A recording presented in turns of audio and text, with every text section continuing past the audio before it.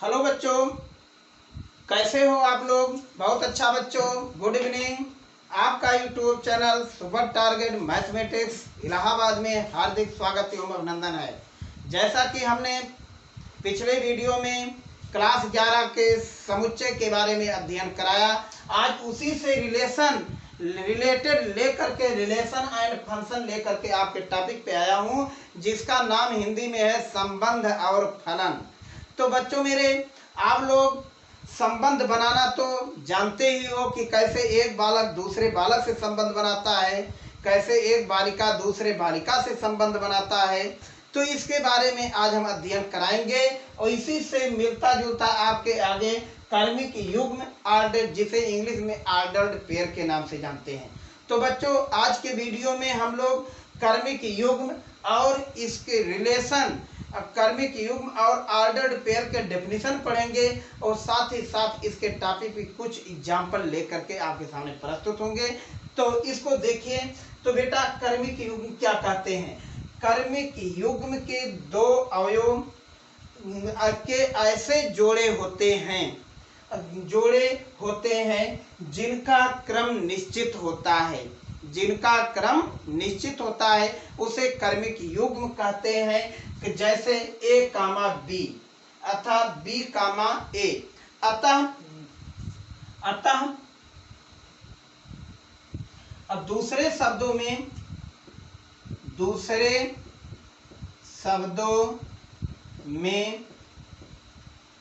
ए तथा बी दो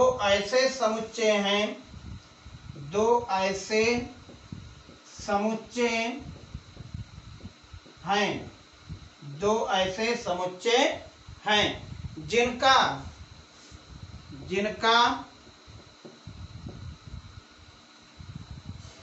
कार्तीय रूप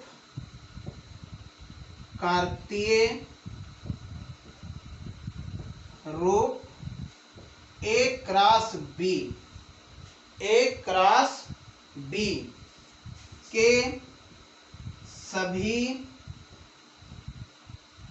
सभी अवयव, सभी जोड़े या पेयर को कर्मिक युग्म कहते हैं। जैसे ए क्रॉस बी, इसको कैसे लिखते हैं। ए कामा बी माने ए कामा बी जिनका क्रम, ऐसे जोड़े जिनका क्रम क्या हो, निश्चित हो। तो such that small A belong to capital A, small B belong to capital B.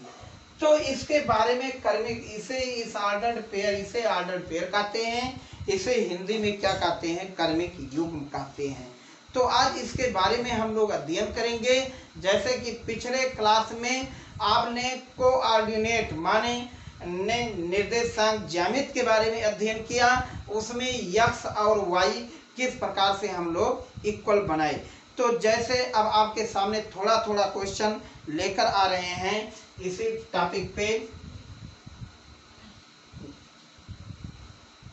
यदि a equal to 1,2, b equal to 2, 3, 4, तो a क्रॉस b ज्ञात करो। अब यहाँ से देखिए, तो बच्चों हमें पहला नंबर a क्रॉस b ज्ञात करना है। a क्रॉस b ज्ञात करने के लिए अब देखिए 1,2 क्रॉस 2, 3, 4 क्या लिखते हैं, 1,2, 1,3, 1,4। तो 1,2, 1,3, 1,4। अब यहाँ 2 पे नंबर लगाइए, 2,2, 2,3, 2,4। तो ये इसे हम लोग क्या कहते हैं, कर्मिक युग्म कहते हैं। जिनका क्रम इसमें निश्चित होता है, इसे हम लोग जोड़ा कहते हैं, जिसका नाम इंग्लिश में ऑर्डर्ड पेयर होता है। तो भाई बच्चों मेरे, हर एक वस्तु का, हर एक जीव जंतु का ईश्वर ने जोड़ा बनाया है। चाहे वो पक्षी हो, चाहे वो सर्प हो, चाहे वो मनुष्य हो, और उनका कर्म भी निश्चित किया है। बिना कर्म के निश्चित किए आपका ये संसार जो है बस ही नहीं सकता। तो अब यहीं से आपके सामने 1 को किस स्थान पे रखा है, 1, 2 माने ये प्रथम निर्देशांक है, इसे क्या कहते हैं, दूसरा निर्देशांक कहते हैं। तो बच्चों मेरे इस प्रकार के ऑर्डर्ड पेयर को कर्मिक युग्म कहते हैं, और कर्मिक युग्म को इंग्लिश में ऑर्डर्ड पेयर के नाम से जानते हैं। तो देखिए अब इसी टॉपिक पे हम आपके सामने लेकर आ रहे हैं कुछ और एग्जाम्पल। देखते हैं। A equal to 3, 4, 5, B equal to 6, 7, 8। अब देखिए बच्चों, यहाँ पर अवयव की संख्या में बढ़ा दे रहा हूँ, 2 कर दिया। तो अब इसमें देखते हैं कितने एलिमेंट बनेंगे। तो A क्रॉस B अब हम लोग निकालते हैं, तो 3, 4, 5 क्रॉस 6, 7, 8, 2। अब देखिए, तो पहला नंबर 3 से इन सभी में रिलेशन करा दीजिए। 3, 6, 3, 7, 3, 8, 3, 2। ओके। अब 4 पे जाइए। 4, 6, 4, 7, 4, 8, 4, 2। नेक्स्ट 5, 6, 5, 7, 5, 8, 5, 2। तो बच्चों अब गिन लीजिए इसमें कितने एलिमेंट हुए। 1, 2, 3, 4, 5, 6, 7, 8, 9, 10, 11, 12। तो कितने अवयव बने, 12 अवयव बने। अब 12 अवयव कैसे आया, तो बी में कितने अवयव हैं, 4।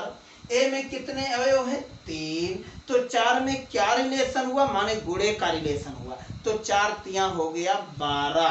तो अब यहां से हम लोग एक सेंटेंस पे पहुंचते हैं। If number of element A equal to m and number of element B equal to n, then number of element A cross B equal to mn।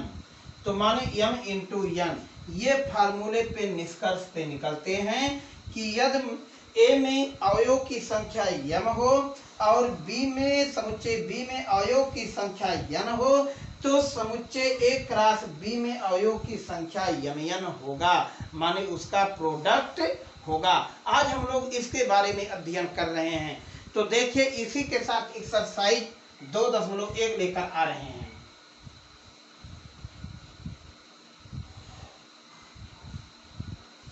Exercise 2.1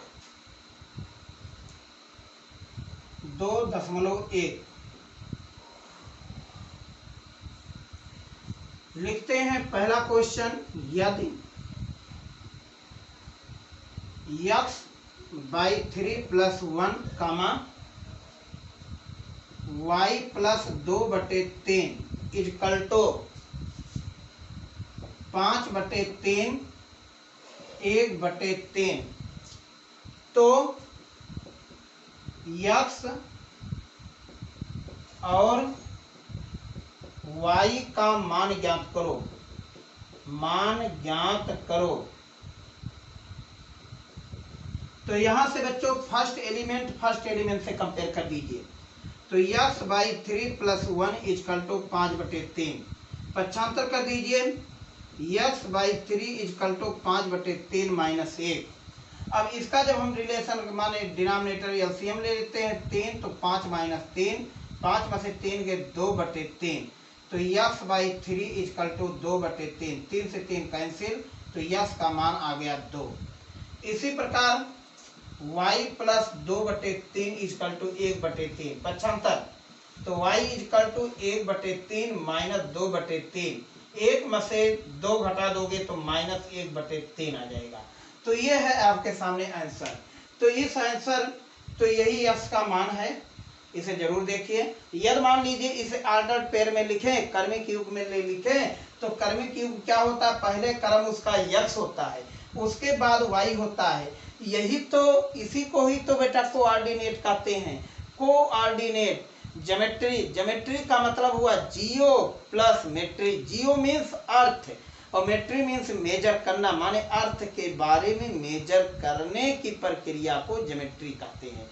तो यहाँ से बच्चों क्या बन गया, 2,1/3 माइनस, यह है आपके सामने ऑर्डर पेयर में।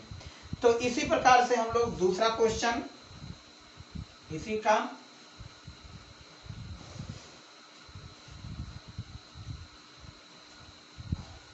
यदि समुच्चय ए में 3 अवयव हैं। दूसरा क्वेश्चन, यदि समुच्चय ए में 3 अवयव हैं और बी में देखिए सेट दिया है 3, 4, 5, तो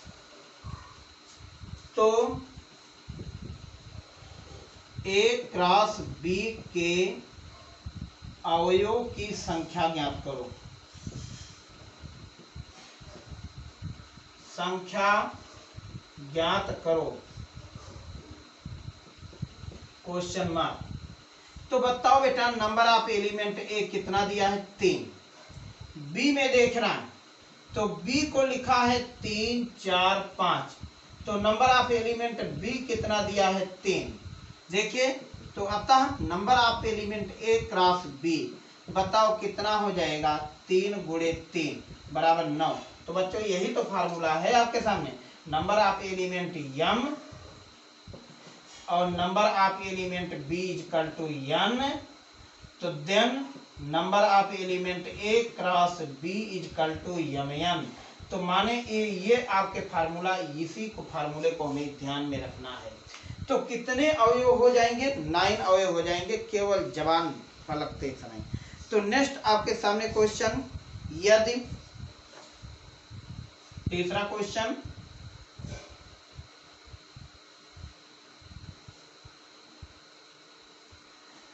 तीसरा क्वेश्चन कह रहा है यदि कैपिटल G = 7, 8 और कैपिटल H = 5, 4, 2, तो G क्रॉस H तथा H क्रॉस G ज्ञात करो। अब यही देखिए बेटा, ज्ञात करो। अब ऐसे क्वेश्चन के लिए पहला नंबर हमें क्या ज्ञात करना है, G क्रॉस H। तो G की वैल्यू 7, 8 और H की वैल्यू 5, 4, 2। अब यहां से 7, 5, 7, 4, फिर 7 का रिलेशन 7, 2, यहां से कितना हो जाएगा, 8, 5, 8, 4, 8, 2। ये है आपके सामने राइट आंसर। तो यदि मान लीजिए दूसरा सवाल इसी का ज्ञात करें, H क्रॉस G, तो H पहले लिख दीजिए, माने इसका ऑर्डर चेंज कर दीजिए, माने 5, 4, 2 क्रॉस 7, 8। अब बताओ इसी को क्या लिखते हैं, 5, 7, 5, 8। देखिए बेटा 4, 7, 4, 8, 2, 7, 2, 8। तो बच्चों इसी को कामा जरूर लगाना है। और इसी को हम लोग कौन सा फॉर्म कहते हैं, रोस्टर फॉर्म के नाम से ये जाना जाता है। रोस्टर फॉर्म में किसी भी समुच्चय के अवयव को कर्ली ब्रैकेट में लिख देते हैं और सभी के बीच में कामा लगाते हुए चले जाते हैं। तो इस प्रक्रिया को हम लोग क्या कहते हैं, रोस्टर फॉर्म के कहते हैं। नेक्स्ट चौथा क्वेश्चन में सत्य और असत्य के बारे में आपको बताना है। कह रहा है दिए गए कथन में कौन सा कथन सत्य है, कौन सा कथन असत्य है। यदि कथन असत्य है तो इसमें कौन सा कथन सत्य है, इसको भी बताना है। तो ठीक है, तो यहाँ से बच्चों ये आपके सामने चौथा क्वेश्चन हमने पढ़ दिया है। चौथा क्वेश्चन का पहला क्वेश्चन आपके सामने दिया, फोर्थ का फर्स्ट, यदि P equal to M N और Q equal to N M और क्या दिए हैं, तब P cross Q equal to M comma N N comma M. अब आपे लोग बताओ क्या ये सत्य है कि असत्य है। तो यदि हम P क्रॉस Q देखें तो P में 2 अवयव हैं, Q में भी 2 अवयव हैं।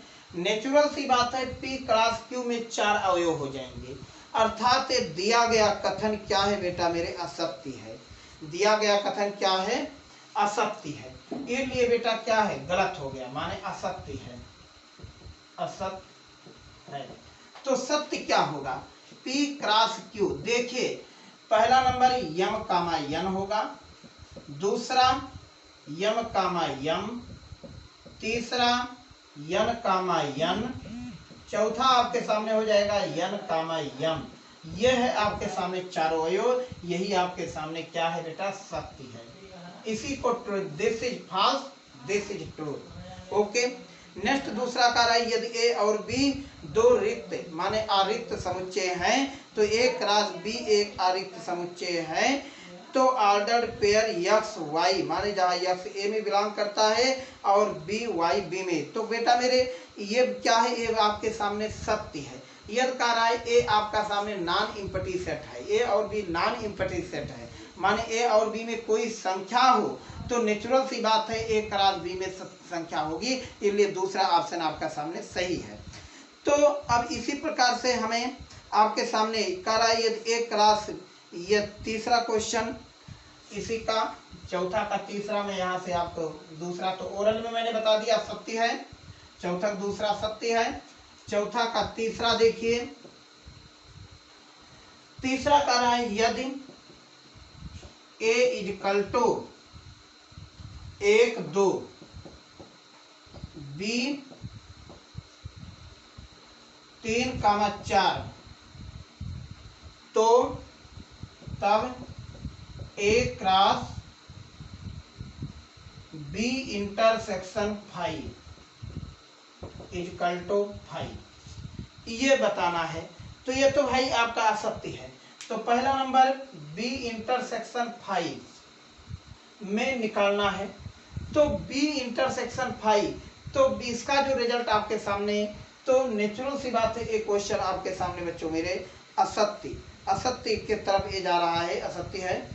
तो क्योंकि असत्य है, क्योंकि ए क्रॉस पहला नंबर निकालेंगे तो ए क्रॉस बी में पी इंटरसेक्शन 5 का रिजल्ट पी होगा और ए क्रॉस बी में कोई एक नंबर आएगा, इसलिए सदा सत्य क्या है, असत्य है, गलत हो गया।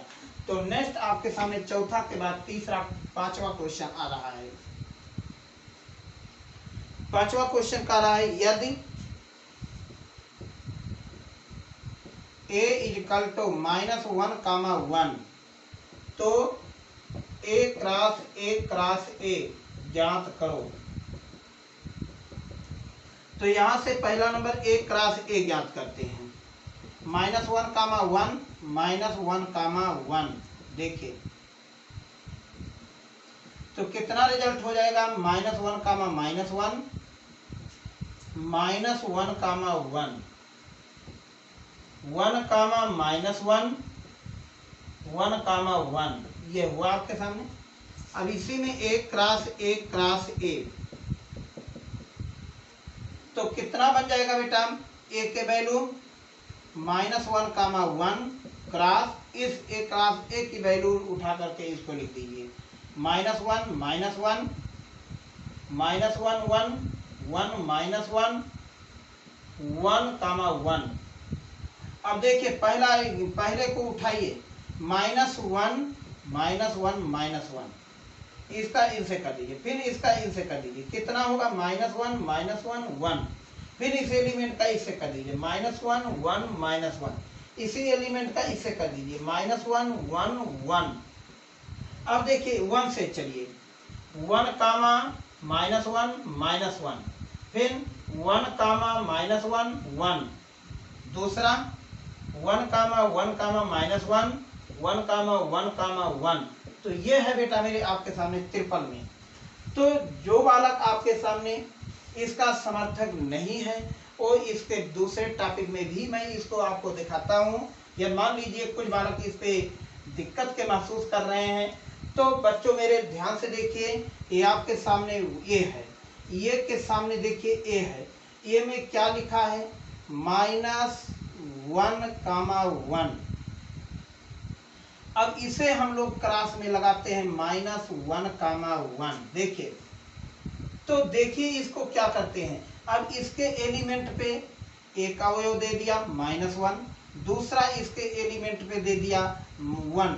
तो अब देखिए, अब इसको हम लोग कैसे लिखते हैं। तो पहला एलिमेंट -1 कामा 1 देख लीजिए यहीं से, फिर -1 कामा 1 इससे लिख देते हैं, फिर इसी 1 से इससे कर देते, इसका इससे कर देते हैं। तो नेक्स्ट इसी पार्ट पे आपके सामने 3 एलिमेंट फिर निकल रहा है -1 कामा 1, और इससे भी आपके सामने -1 कामा 1 निकल रहा है। तो एक से आपके सामने 2 निकले, एक से आपके सामने यहाँ से निकला, इसका क्रॉस जब कराया तो आपके सामने ये रिजल्ट आ गया, और जब इसके हम इससे रिजल्ट करा दिए, इसका इससे करा दिए, तो आपके सामने रिजल्ट ये चारों आ गए। ठीक, तो इसी के टॉपिक के साथ आपके सामने ये लेक्चर आपके सामने खत्म होता है। नेक्स्ट लेक्चर में हम फिर आपसे मिलेंगे, तब तक के लिए आपसे विदा लेना चाहता हूँ। Thank you. यदि मेरा वीडियो अच्छा लगा तो इसे सब्सक्राइब जरूर कीजिएगा।